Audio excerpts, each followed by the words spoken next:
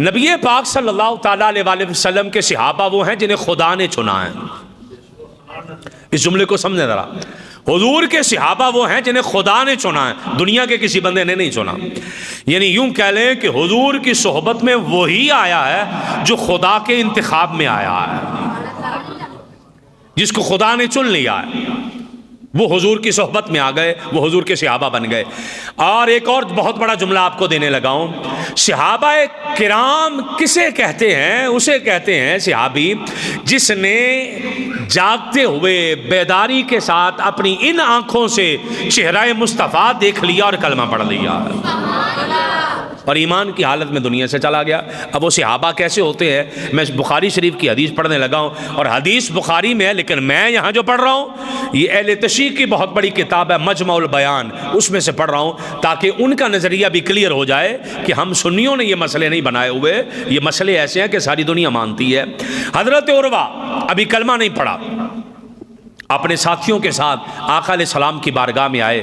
صلح حدیبیہ کا جب واقعہ پیش آیا حدیبیہ کے مقام پر، عروہ جب اپنے ساتھیوں کے پاس واپس گئے، کہا اے میری قوم، خدا کی قسم ہے میں کئی بادشاہوں کے پاس گیا ہوں، میں کیسر اور کسریٰ کے پاس گیا ہوں، میں نجاشی کے دربار میں بھی گیا ہوں، میں نے کیسر اور کسریٰ کے محلات بھی دیکھے ہیں، میں نے نجاشی کا دربار بھی دیکھا ہے، میں نے ان کے درباری بھی دیکھے ہیں، میں نے ان کے محلات بھی دیکھے ہیں، میں نے ان کی فوجیں بھی دیکھی، میں نے ان کا رعب بھی دیکھا ہے، میں نے ان کا دبدبہ بھی دیکھا ہے، میں نے ان کی ہیبت بھی دیکھی ہے، مگر یاد رکھنا کہ خدا کی قسم ہے میں نے کسی بادشاہ کے درباریوں کو اتنی عزت کرتے ہوئے نہیں دیکھا جتنی عزت مصطفیٰ کے صحابہ مصطفیٰ کی کر رہے ہیں. یہ آقا علیہ السلام کے صحابہ کی ادب، آقا علیہ السلام کے صحابہ کی محبت، آقا علیہ السلام کے صحابہ کی عقیدت اور آقا علیہ السلام کے صحابہ کی عظمت کو وہ بندہ بیان کر رہا ہے جس نے ابھی کلمہ نہیں پڑھا، کہ حضور سے کتنی محبت کرتے ہیں.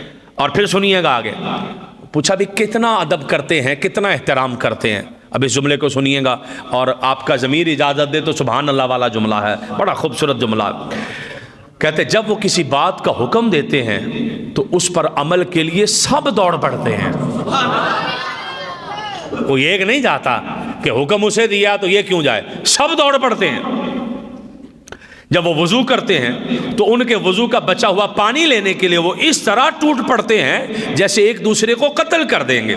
جب وہ بات کرتے ہیں تو صحابہ کرام اپنی آوازوں کو پست رکھتے ہیں اور وضو کا پانی لینے کے لیے ایک دوسرے کے لیے لڑتے ہیں، اور اگر کسی کو وضو کا پانی مل جائے اسے اپنے چہرے پر ملتا ہے، جسے پانی نہ ملے جسے ملا ہوتا ہے اس کے ہاتھ پر ہاتھ مل کے اپنے چہرے پہ ملتا ہے.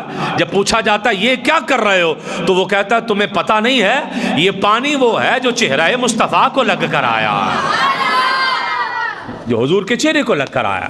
اتنا ادب اور احترام حضور کے صحابہ نبی پاک صلی اللہ تعالیٰ علیہ وآلہ وسلم کا کرتے ہیں.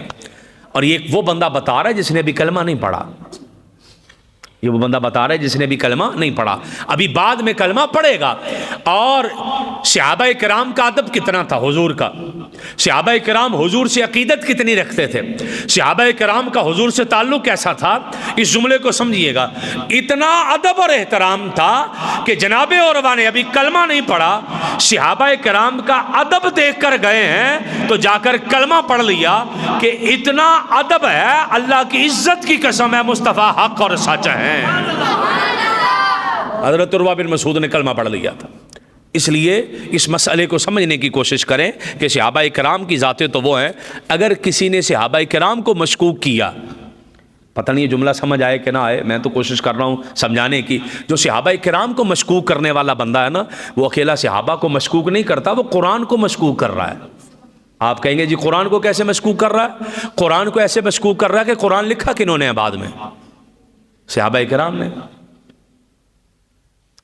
صحابہ کرام نے کتابی شکل میں جمع کیا نا، تو وہ قرآن کو مشکوک کرنے کی کوشش کر رہا ہے. جو صحابہ کرام کو مشکوک کرنے کی کوشش کر رہا ہے، جو یہ کہہ رہا ہے کہ حضرت ابوبکر صدیق کو سننے میں غلطی لگ سکتی ہے، جو یہ کہہ رہا ہے کہ حضرت عمر کو سننے میں غلطی لگ سکتی ہے معاذ اللہ، جو یہ کہہ رہا ہے کہ معاذ اللہ استغفر اللہ حضرت عثمان غنی کو سننے میں غلطی لگ سکتی ہے، وہ ان کے سننے میں غلطی نہیں کہہ رہا، گویا کہ وہ قرآن کو مشکوک کرنے کی کوشش کر رہا ہے، گویا کہ وہ نبی پاک صلی اللہ تعالیٰ علیہ وسلم کے دین کو مشکوک کرنے کی کوشش کر رہا ہے، حضور کی حدیثوں کو مشکوک کرنے کی کوشش کر رہا ہے۔ وہ کوشش یہ کر رہا ہے کہ کسی طریقے سے قرآن مشکوک ہو جائے، اور یہ کام قرآن کو مشکوک کرنے والا اور صحابہ کو مشکوک کرنے والا کبھی بھی وہ بندہ نہیں کرے گا جو خود کو مسلمان کہتا ہے، کیونکہ ہمارا سارا ایمان، ہمارا سارا مذہب، ہمارا سارا قرآن، ہمارا سارا دین، ہماری نمازوں کے مسائل، ہمارے روزے کے مسائل،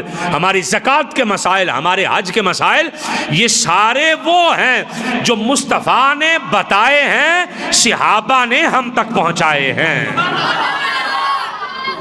اس مسئلے کو سمجھنے کی کوشش کریں۔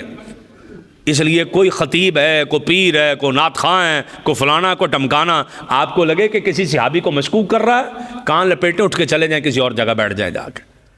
اس بندے کے پاس بیٹھنے کی ضرورت نہیں ہے کہ جو صحابہ کو مشکوک کر رہا ہے، جو صحابہ کرام کو مشکوک کر رہا ہے، بلکہ آپ اس کو یوں سادہ لفظوں میں یہ کہہ لیں، قرآن کہہ رہا ہے اولئک ھم الراشدون، یہ میرے نبی کے سارے صحابہ ہی ہدایت یافتہ ہیں۔ اگر آپ کا دل اجازت دے تو اس جملے کو سمجھ کر سبحان اللہ فرمائیے گا، جنہیں رب ہدایت دے دے وہ گمراہ ہو سکتا ہی نہیں ہے۔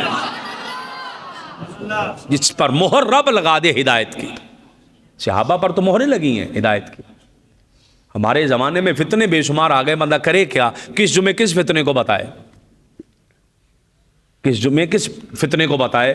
راولپنڈی کے اندر ایک بہت بڑے خطیب ہیں، اللہ معاف کرے، وہ بزرگ ہو گئے ہیں، ساری زندگی انہوں نے دین کا کام کیا اور بزرگ ہو گئے ہیں، اینڈ کی عمر آ گئی ہے، تو معاذ اللہ استغفر اللہ صحابہ کے بارے الٹی سیدھی باتیں، استغفر اللہ، قرآن کی غلط تفسیر، استغفر اللہ، اکابر امت کے بارے غلط جملے، کبھی حضرت سیدنا ابو سفیان کے بارے زبان درازی، کبھی حضرت سیدنا امیر معاویہ رضی اللہ تعالیٰ عنہ کے بارے زبان درازی، کبھی حضرت سیدنا ابو بکر صدیق رضی اللہ تعالیٰ عنہ کے بارے زبان درازی۔ تو یہ ذہن میں رکھیے گا مسئلہ کہ صحابہ کرام کی ذاتیں وہ ہیں جنہیں خدا نے چنا ہے، جنہیں کسی عام بندے نے نہیں چنا، اللہ نے چن چن کے مصطفیٰ کو تحفے دیے ہیں، چن چن کے حضور کو تحفے دیے ہیں۔ اور صحابی کسے کہتے ہیں؟ جس نے چہرہ مصطفیٰ دیکھا ہے۔